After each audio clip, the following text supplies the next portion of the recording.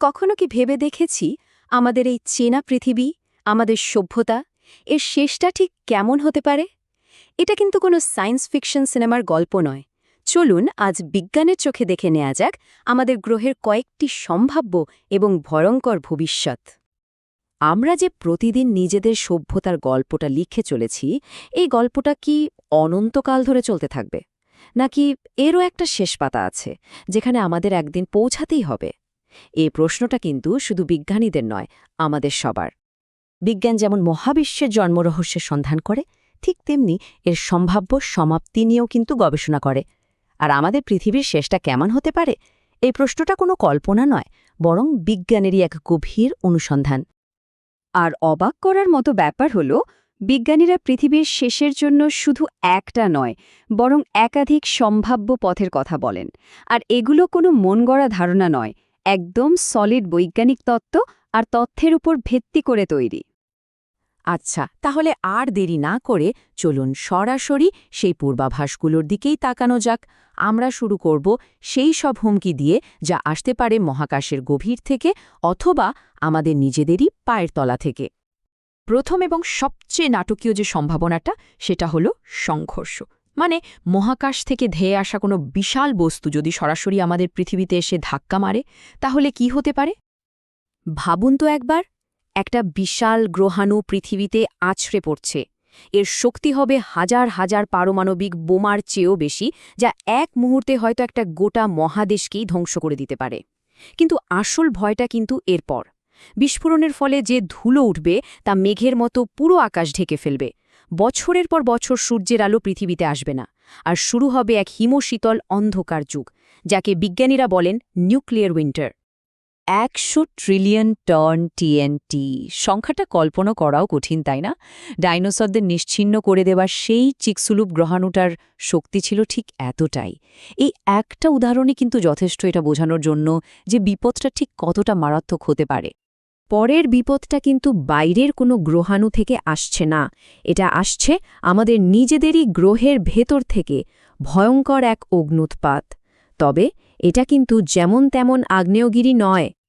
আমরা কথা বলছি সুপার ভলক্যানো নিয়ে, মানে সাধারণ আগ্নেয়গিরির চেয়ে হাজার হাজার গুণ বেশি শক্তিশালী একটা বিস্ফোরণ।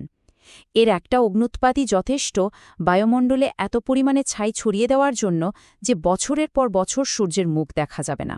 ফলাফল সেই একই, আর এক ধরনের উইন্টার, যাকে বলা হয় ভলক্যানিক উইন্টার। আর এর প্রভাবটা যে কত দ্রুত পড়বে শুনলে অবাক হতে হয়। ধরুন, প্রথম বছরেই পৃথিবীর তাপমাত্রা হুট করে ৫ থেকে ১০ ডিগ্রি সেলসিয়াস নেমে গেল। ভাবা যায়? দ্বিতীয় বছরেই বিশ্বজুড়ে খাবারের জন্য হাহাকার শুরু হয়ে যাবে, কারণ কোনো ফসলই ফলবে না। আর এই পরিস্থিতি থেকে বের হতে হতে হয়তো ১০ বছর বা তারও বেশি সময় লেগে যেতে পারে। এতক্ষণ তো আমরা প্রাকৃতিক দুর্যোগের কথা বললাম, কিন্তু কিছু বিপদ আছে যা আমাদের নিজেদেরই তৈরি করা। চলুন এবার সেই দিকটাতে একটু নজর দেয়া যাক।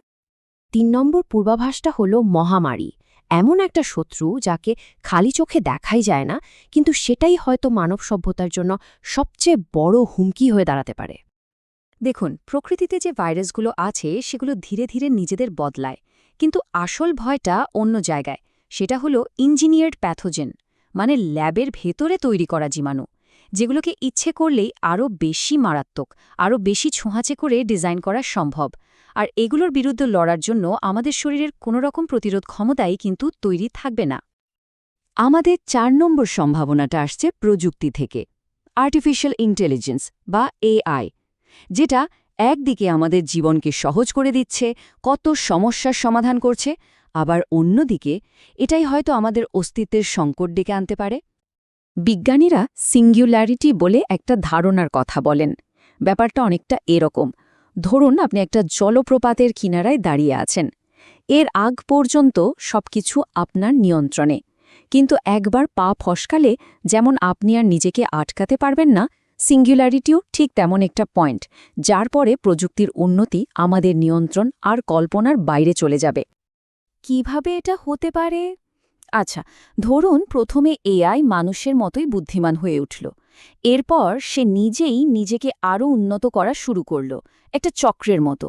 এর বুদ্ধি তখন রকেটের গতিতে বাড়বে, যা একসময় পৃথিবীর সমস্ত মানুষের সম্মিলিত বুদ্ধির চেয়েও বেশি হয়ে যাবে। আর তখন আমাদের লক্ষ্য, আমাদের স্বপ্ন, এগুলো হয়তো তার কাছে অপ্রয়োজনীয়, এমনকি একটা বাধাও মনে হতে পারে।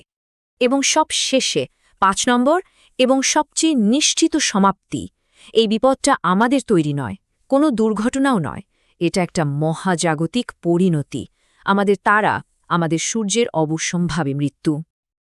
আজ থেকে প্রায় ৫০০ কোটি বছর পর আমাদের সূর্যটার জ্বালানি ফুরিয়ে যাবে।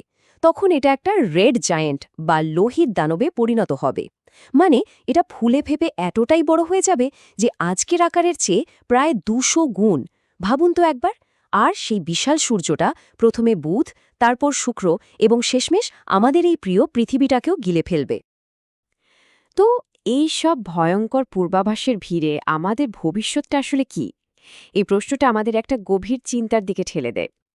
অনেক বড় বড় বিজ্ঞানীরা একটা বিষয়ে একমত, যে মানব সভ্যতার ইতিহাসে এই প্রথমবার আমাদের হাতে নিজেদের ধ্বংস করার মতো ক্ষমতা এসেছে। কিন্তু এর ঠিক উল্টো পিঠেই আছে আর একটা সত্যি, আর তা হল আমাদের হাতে নিজেদের বাঁচানোর ক্ষমতাও কিন্তু আছে। এই দুই বিপরীত সম্ভাবনার টানাপোড়েনের মধ্যেই দাঁড়িয়ে আছে আমাদের ভবিষ্যৎ। তাহলে এই সমস্ত ঝুঁকির মুখে দাঁড়িয়ে মানব জাতির সবচেয়ে বড় শক্তিটা কি হতে পারে? আমাদের জ্ঞান?